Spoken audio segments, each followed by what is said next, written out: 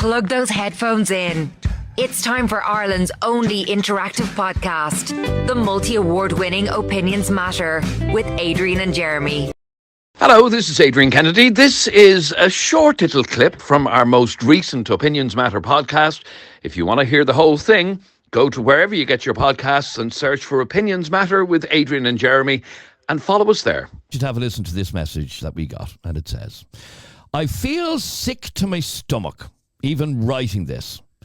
I was in a late night bar in Tallaght on Saturday night, and I got talking to this cracker of a young one, or so I effing thought. We ended up having a bit of a kiss, full-on snogging, to be honest. You know yourself.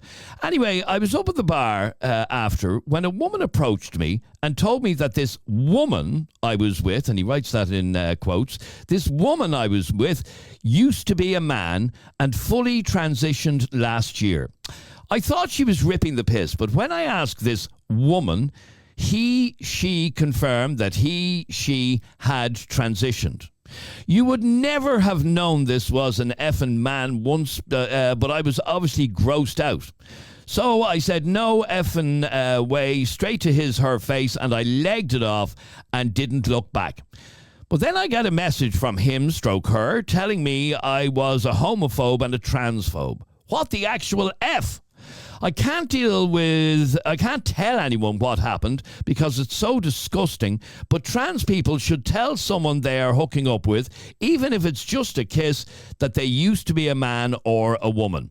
It's basic decency. Not everyone is comfortable being intimate with trans people.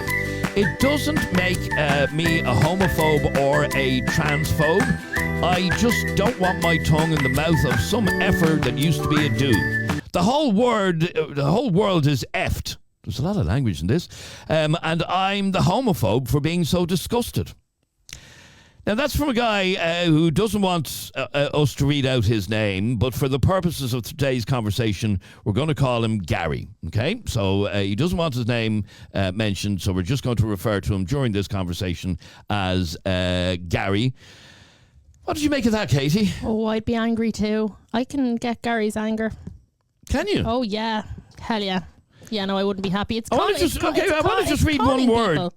When you're out socialising, when you're on the club scene or whatever, and you're hooking up with people face to face, not through an app, but face to face, you're drawn to somebody by their physical looks. Yeah, agreed. That's the first rule of attraction. So he described in the message to us this woman as a cracker. What more do you want?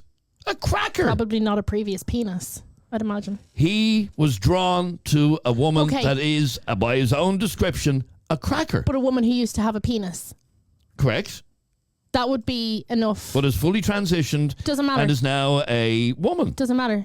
This person used to have a penis. I know myself, if I were single and I were in a club and I got with someone, or anywhere, and they told me they used to have a vagina and periods and everything else that went with being a woman, I wouldn't find that. I would find that a turn off. And I know you're saying physically, what does it matter, because the attraction is still the same. It's the knowledge. It's the knowledge that they were born with male genitalia. It's been pointed out that your friend is putting herself in danger by not admitting her past, basically. There is an element of that, Adrian, but it depends on the people she's talking to. But more often than not, I think it may be a 70-30 split where the guys are not impressed, but then sometimes they don't mind. And I think Irish society changing maybe a little bit towards tolerance of, so of 30, the trans community. 30%, and I'm sure this is an accurate figure, 30% of guys that she's gotten with in recent years, even though she may not have told them at the very start, don't have a problem with it. No, they might have an issue, but not as much as that gobshite did at the weekend. And is that what he is? He's a gobshite for storming off, basically. He is a homophobic, transphobic piece of shite, Adrian, as far as I'm concerned. And I hope he rots in hell for the way he treated and spoke to her. And was she upset over the whole thing? Absolutely, Adrian.